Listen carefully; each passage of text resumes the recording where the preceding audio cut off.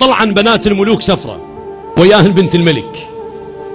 طلعا في سفرة في جزيرة، بنت الملك ركضت وراء غزالة شيء كذا تاهت، حاولت ترجع لصاحباتها البنات الوزراء وتشوفن ما قدرت،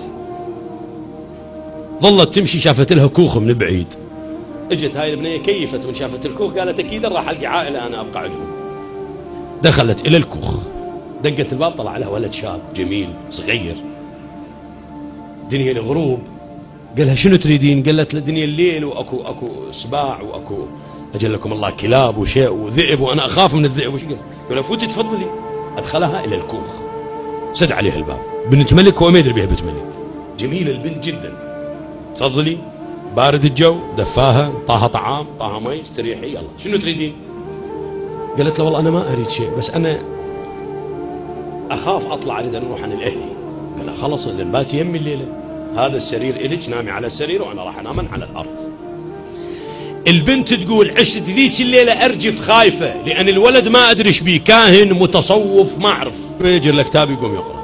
بعدين الولد جاب له شمعه اوقدها، وكل شويه يجيب اصبعه يخليه فوق النار، احترق اول اصبع، قام ينزف دم، رجع قعد، ورا شويه قام حط الاصبع الثاني، حرقه، رجع قعد، ورا شويه قام. تقول ما صار الصبح لان الاخ حارق 5 اصابع من ايده، 5 اصابع تنزف دم. صار الصبح، قال لي يلا هسه الصبح تقدرين اوصلك لو تطلعين؟ قالت له لا انت روح داوي ايدك، هاي ايدك حرقتها، انا عندي اروح.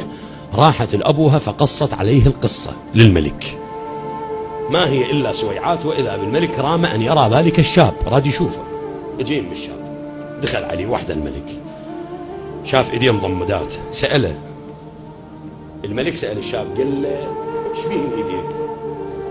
قال له الواقع، قال له نعم. قال له والله البارحه اجت بنت جميله باتت عندنا،